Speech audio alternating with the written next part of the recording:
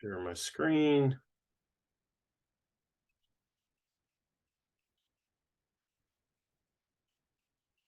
Okay, so today we're going to talk about fading channels. We've mentioned this a number of times, and we will dive into it a little bit deeper. It's a big subject, as all these different topics are, but we'll cover that, and then all right. Can everyone hear me? Yes, I hope so. Okay. Yep. All right, but first we're going to start with a little homework review, which will also serve as your exam prep. Okay, so we'll have an exam on Tuesday, and Dr. Morrow will be proctoring it, moderating it again, as he has in previous times. So, and then we'll talk about time varying fading channels, and many of our communication systems these days, we like to carry our communication devices with us as we move around, as we drive around, whatever. The channel is time varying, is changing as we do that. So that's an important complication in our work. So we'll start to look at how that is handled in a few cases. So we'll look at the ray tracing model, talk very briefly about delay spread, coherence bandwidth, which will be important in when we look at 5G and all, and then empirical models, and just a few mentions of techniques on mitigation. So, all right, so let me switch to the homework here. So we had homework 4. We've got convolutional code and some source coding and some noise factor mitigation techniques. So if we look at the convolutional coding, that is very similar to what we did in class, but it's helpful to go through it again, and then maybe look at a little bit deeper, not just how we go through and calculate all these branch metrics and path metrics. Connected. Connect to phone and try again. Sounds like someone's phone is trying to connect. But then we will look at how we backtrack and extract out the source bit. So we have these receive bits in the homework assignment. I actually gave you the original bits and the sent symbol bits and the receive symbol bits. So that was kind of so you could kind of check your work as you're going through. A lot of chance to make some little errors here and there. I'm not even sure that I haven't made an error in some of these calculations, but at least when I'm doing it, I know I'm getting kind of the correct result, right? So that helps. Eventually you write this into a software algorithm or into a VHDL or Verilog and an FPGA, and that system handles it. So all right, so we have these receive bits. We start off by calculating our branch metrics. We can start up here at 0, 0, assuming that the buffers have been flushed, and we're starting at a state of 0, 0.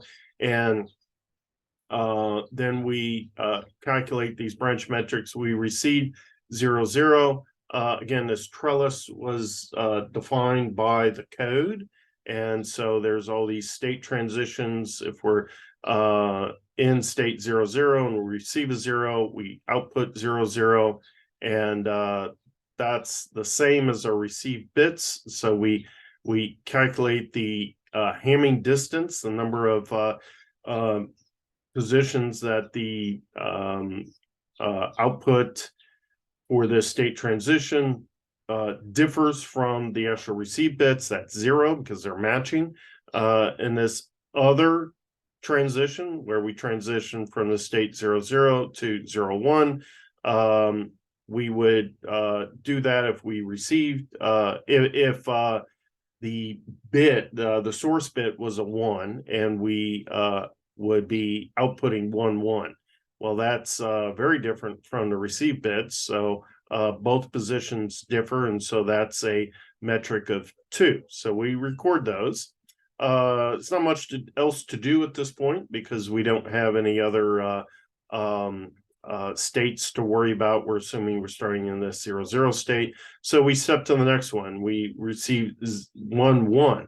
Okay, and so we consider this branch here going from state 00 to state 00, and that would reflect a output of 00, but we received 1 1, so that's a difference in 2 positions, and so our metric is 2 plus this original 2, so that's that ends up being 2 there. This other branch is a 1 1. That's no difference. So it's 0 plus 0. And so we write down 0 there. Now we have to consider the other 2 states, right? So these are legal transitions from the design of the code. So here we have a 1 0 that differs in 1 position. So this path metrics or branch metric would be 1 plus 2, or a total of 3. Again, in this lower transition, we have a difference of 1, Hamming distance of 1, and we add that to the 2, and we have 3. So pretty simple so far. But let's step to the next one. Now we receive 0 0. And here's where things start to get interesting, because now we have legal transitions that can 2 different transitions can bring us to the same state, right? So we have to calculate these. And so again, at this top one, we received a 0 0. This branch represents a 0 0, so that difference is 0. But we are accumulating this 2 here, so we bring that over. So we it's easiest if we look at this equation over here. So this one on the left is going to be for the top branch. This other branch is a potentially legal branch, and it would be outputting a 1 1. And so that's a difference of 2. So I'm writing that 2 down over here, but we look at what the metric is heretofore at this point, and that's 3. So it'd be 3 plus the 2. So that's 5, right? But this other branch is sums to only 2. So that's if we're doing this as a minimum function, then that's the branch we're going to retain. It's going to be the survivor branch, and we're going to discard this one. So I've gone and switched that to a dashed line just to kind of make that a little bit clear as to what's going on. So we're going to eventually drop these dash lines. I'm just keeping them in there for clarity at this point. So we move down to the next state, and we do the same thing. We look at this top transition. That's a 1 1. That's a difference of 2. Oops, and a difference of 2, but we already had 2, so that is going to be 2 plus 2, or 4. And we consider the other branch that is entering this state, and that would be a 0 0, which matches that. So it's contributing 0 for this particular branch, but we already have 3 for this path so far, right? So that would be 3 plus 0. The minimum of that is this 3, so we write that in there. for our future path metric, and we update the incoming paths branches to reflect which one's going to be the survivor, the solid one, and we're going to eventually discard this dashed one, right? And the same thing here. So here we have a 0 plus 1 0 versus 0 0, so that's a 1, and a 3 plus a 0 1 compared to a 0 0 or 1, so that's 1 versus 4. So we're going to retain the branch that has the path that sums to 1. Okay, and so on here. So then we simply keep repeating that. So I'm moving these things over, so we don't really need these old path metrics back here anymore. So you can clean those up for reduce your clutter, but you need the previous path metrics plus your branch metrics. So just kind of repeat that same type of thing and keep track of it. And so we build this up to a certain point, and we can keep this going. And let's see where to highlight things. So at each step, I'm kind of bold facing the particular received bits or symbols that we're receiving to make it easy to keep track of. And so again, we're doing the same process.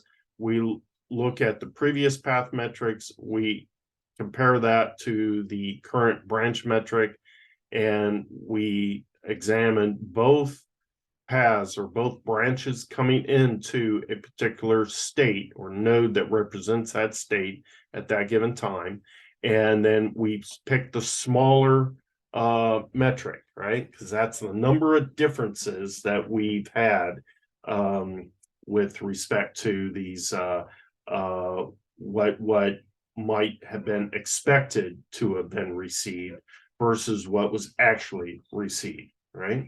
So now things get interesting at this point, right? So here we look back and we've done this calculation out here for this received pair of bits, and we can look back and we see we've got lots of highlighted lines. All right, so at this point, let's start cleaning those up. So I deleted those, and we can notice that there's a lot of dead end paths here, right? Some paths that just don't go anywhere, right? So these paths, this path, this path stops here, doesn't go anywhere, right? So there's only a certain number of survivor paths here. So but we can go ahead and calculate the next one and update that.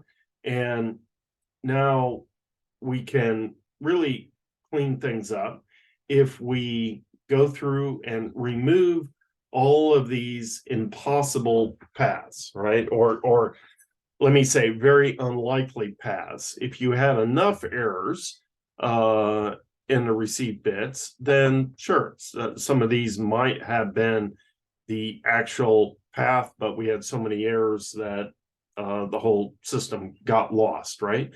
But remember that the Viterbi algorithm is maximum likelihood. So we're trying to look at the most likely scenario that has happened, right? So, and that most likely scenario is the fewest number of errors that fit this structure of the legal state transitions, right? So, and now we can start to see that if we clean up these, well, there's pretty clear that this is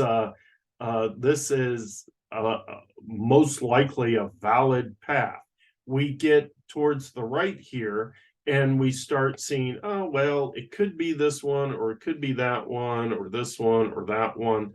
But we've got a high degree of certainty, right?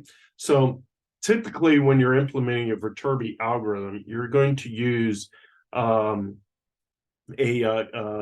look back length or constraint length type of thing, where you're going to accumulate, let's say, 7 different steps, and then you will update that previous one, right? And then you do another step and you kind of update that one, and so on, right? Here I've just done a whole bunch of calculations, and now I'm kind of looking back and seeing which ones are dead ends and which ones are still most likely, right? So here we did 1, 2, 3, 4, 5, 6, 7 different states, transitions that we looked at, time periods, right? So and that's a typical number that you might use in your implementation of the Viterbi algorithm. This algorithm is actually used in a lot of different applications, not just in this decoding of convolutional codes. So it's used in a variety of different applications and stuff. So it's a quite universal algorithm, but I don't want to place too many hard and fast rules. But this looking back or accumulating 7 transitions and then starting update is very practical now. So I might have calculated this one and then pruned out all the dead end transitions and just focused on this one, and then calculated this one and looked at this state and then did this one and that one. I'm just for the sake of time, I'm looking at a bunch of these in a row because yeah, it's pretty clean. I only changed one of the received bits here. So what we see now is yeah, this transition expected a 0, 1, but we received a 0, 0, right? But because these different original bits were their influence is spread out over a number of these received bits using that convolution process, right? And so even if you have a error in one transition, that source bit originally is influencing a number of these transitions. So eventually you're going to get it right, as long as there's not too many bit errors or symbol errors in the reception, right? So now we can look at these. We pruned all those dead end paths, and we are picking off this first character as our sent bit. So it'd be a 0, a 1, a 1, a 1, and then a 0 and a 0 and a 0. And now we're kind of uncertain at this point. So I just kind of shifted everything to the left here and picked up where we kind of left off. And so I think we're up to this point. And so now we're calculating the 0, 1. And we do the same process here. I'm just kind of jumping the gun instead of drawing them to dashed lines and then removing them on the next slide, and just kind of doing that right away. But recall that at each of these states here, there's 2 different transitions or branches that go into there, and we're selecting the one, retaining or surviving it with the one with the smallest metric. Okay, and then I'm cleaning up these dead end paths here. Might be a little ambitious because I'm just a few steps ahead, but again, kind of doing that for the sake of time, so we don't have 5,000 different slides. So and then we step again, and bring us down towards the end here. I'm just, going back to the dashed lines to keep things clear in my head, whatever works for you. So now we look at this, and there's two different branches that are evolving here. Which one's right? Is this transition the correct one, or is this transition the correct one? Well, these are dead-end paths, and so it's unlikely that that is the correct transition. This path is surviving all the way out, so that's much more likely to be that transition. So we'll do it another time. And I'm gonna stop at this point. Now we've processed all of the received bits that I gave you. And here's a little bit of a trick in this question, in that you can't really figure out these last few, because the convolutional code is spreading these sent bits out over a number of different symbols. And so we would typically send, let's say it's a finite length message in a packet or something like that. We'd send a few zeros afterwards to transition us ideally back up to this state 0, 0. And so your trellis would ideally end up at this location right here. So we might send a 0, 0, 0, 0, 0, 0, a few more, let's say, and then that at very high likelihood should return us to this state 0, 0. Then we can backtrack. But generally we're accumulating 5 to 7 of these things, and then back tracing, finding that most likely path. Here we can maybe get a good idea in that right now this is the lowest path metric. Okay, so these are pretty unlikely because we're accumulating a lot of differences in what we receive versus what we might have expected to have received, right? So if we kind of go on that, best guess is that, yeah, this is the lowest path metric. So that's probably a 0 there, and a 1 there. And then at this point, we have much higher confidence. So that's just why I kind of italicized these and shaded them, and that you can't say that these are the actual bits with a lot of confidence, but maybe a little bit of confidence. So hopefully that makes sense to you all. So then you can check it, and that should be the sequence you decoded. This original input sequence, I encoded it into this output sequence, and then I just flipped Professor, we have a question. Yeah. So I flipped that bit right there. So it should have been a 1, and I got said we received a 0. Okay. Go ahead with your question. What happens if we have a point that from 2 different paths we get the same value? Like, what path would you pick? Oh, yeah, that's a good point. That happens several times in this decoding process. And strangely enough, the rule is just pick one. You might sometimes pick the top branch and other times pick the bottom branch, but you just pick one.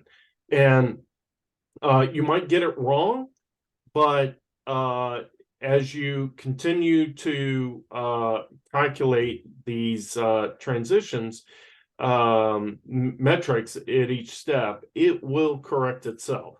That's a little counterintuitive to me, always has, but it actually works out that way. And again, that's because the influence of those original source bits are spread out of over many of the different sent output sequences or receive sequence, and so it will eventually correct itself. Yeah, that happens several times. I don't think it happens on the main path, the actual solution path, but it does happen a number of times. So again, you're dealing with probabilities, and so at that point there's an equal probability, so you're basically flipping a coin. Another question. Yes. For the relationships at the branches with the inputs and outputs, is that always going to be the same? Or does that depend on? So the code itself determines the structure of that trellis, right? So again, I'm saying, given this convolutional code that we discussed in class, and it's kind of specified with this G0111, G1101, and that again is the taps off of that shift register that we typically draw out. And and with this k is equal to 3, so it's saying that for any single input bit, its influence is spread out over 3 time periods. Okay, and because there's a G0 and a G1, this is a rate 1/2 code. So for every bit that comes in, we're going to have 2 bits that are output out of the encoder, and vice versa. For every 2 bits that we receive in a receiver, we're going to generate 1 actual information bit. Okay, so if you change this, and you might have a G2, you might have k is equal to 4 or 5 or something like that, then the size of your trellis, the number of states that are involved, can increase, right? Here we have a G0 and a G1, so that's a state of 2, right? Two digits. So there's 2 to the power 2 or 4 different states in this trellis, right? Or state transition diagram. So a different code could lead to a more complex trellis, but there's still a finite set of legal transitions, right? So if we go back and look at the, kind of one of the original things here, you see that per the code, there's only, if you're in this transition here, or state here in 00 at this time index, there's only 2 legal transitions. You can stay in state 00, or you can transition to state 01, right? Or if you're, say, in state 10, then there's a legal transition to go to state 00, or a legal transition to go to state 01. There is no legal way to go from a state 10, directly to a state 11, right? So the structure of the code just does not allow that, right? You could never be in this state 10. Again, this is the values in the shift register along with the input, and then the 2 memory locations. Those memory, anytime you have memory, you're talking about state of a system, right? A memory plus an input is what we're using to describe this. Okay. All right. Any other questions? Okay, so let's look at the source coding. And I've got, it's just easier to work in PowerPoint for these. So here we're going to order the probabilities of our source bits in decreasing probability, or order of decreasing probability, 0.35 up here and 0.05, right? So these first two columns in this table over here are what are given, right? And now you can start from the bottom and you pair up the two least likely bits, source bits, right? So if we look at all these, we starting with the least likeliest, and then we look for the next least likeliest. Well, those happen to be the same. And so we combine those and we then write the sum of those probabilities, right? So that's its joint probability. So there's a 0.01 chance that either X7 or X6 is sent, right? And then we look at this one. This is still the least probable one, and we combine that with the next least probable one, which is 0.04. And we add those. And again, now we're looking at the joint probability that either X7, X6, or X5 was sent, right? Now we combine that with the next least probable one. Okay, so it's all pretty easy so far, right? And then we add those, that's 0.2. Now here we've got 0.2 and 0.2. Again, now we're combining equal ones, but they are both the least likeliest, right? The next least likeliest. And so those combine for 0.4. Again, there's a 0.4 likelihood or probability that the symbol being encoded is either X3, X4, X5, X6, or X7, right? It's one of those, right? Now we look at that. Is that the lowest probability? No, it's not the lowest probability anymore. The 0.25 is the lowest remaining probability.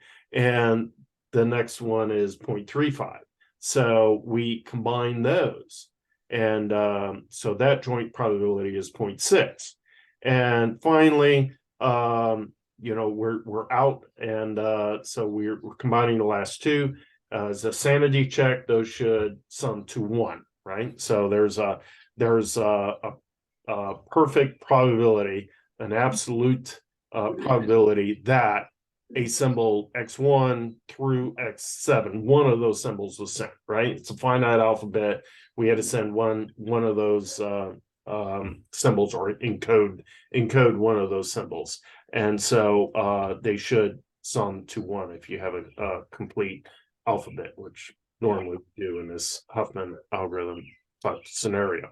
So now we can write these bits as we go, or we can kind of go back and do it now, right? So at each branch, just by convention, write a 0 for the top branch and a 1 for the next branch, right?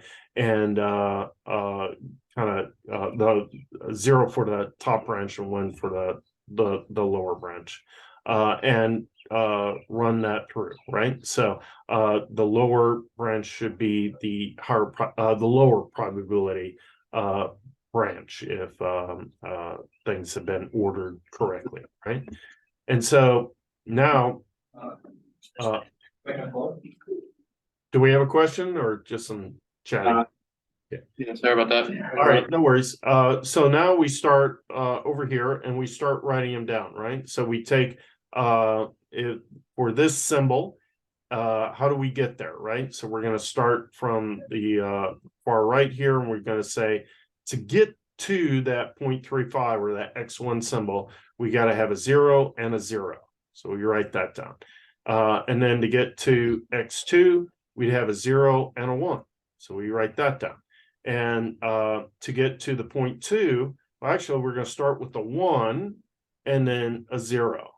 So the 0.2 or X3 is a 1, 0, right? And to get to the X4, we're going to have a 1, 1, 0, 1, 1, 0. and I'll just skip down here to X7. So we'd have a 1, 1, 1, 1, 1 to get to that last one. So you just kind of follow that tree, this tree graph here, and but you're writing it from this certainty part of the graph to the uncertainty part of the graph, right? So and moving in that direction. Again, this should be a code such that if you're looking at this, you Sorry, we have a question here. sure. Professor, can you go over how you got X7 again? How I got X7? Okay, so if we're out here to get down to this one, we would follow these branches. 1, 1, 1, 1, and 1. Brings us down to X7. If we're going to X6, it would be 1, 1, 1, 1, 0. Isn't that supposed to be 5 instead of 6 ones?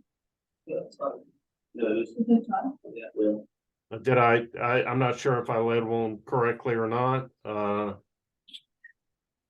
Can you repeat the question or suggestion? No, you got it right. No, you're right. Yeah, It was just okay. Yeah, I don't know. I think that's 5 1s there. I'll blame that on my age if I'm not seeing that correctly. Okay, so You're good. You're good. okay, good. So that's the Huffman algorithm. Recall that the Huffman algorithm requires that you know the probabilities of these source symbols a priori, right? Before you can start coding, you've got to know all of the probabilities of these symbols, right? And if these probabilities are wrong, well, your code's not going to be that efficient anymore, right? So so you got to know it, and it needs to be right in order for us to achieve our goal, right? So that's in contrast to the Lempel-Ziv algorithm, where I'm giving you this string of bits, and asking you go ahead and encode that, right? So I'm not giving you any probabilities or anything. So how do we do that? Well, here I'm kind of doing it a little bit more step by step than I did in lecture. So up here is the given. We're going to assume that we're starting from the left and working to the right. That's how the bits are ordered in this particular system, right? So now we write down the unique part of it, right? So, well, of course, we're just starting. So our unique thing is just 1 digit. And now I'll go to and so I can write that down in the dictionary contents there. And then I go to the next, look at the next one, and let's go to the first unique part, and that's a 1, right? We haven't encountered a 1 yet, so let's write that down, and we'll write that down in the next dictionary contents. Then we step to the next one. Well, a 0, just a single 0 isn't unique. We already did that one, but a 0, 0 is, right? So we write that down, and we look at the next one. A 1 by itself isn't unique. That's already occurred, but a 1, 0 is unique. We haven't done that one yet. And same here, 1 isn't unique, but a 1, 1 is. A 0, 1 is. Here, we need to go to 0, 0, 0, right?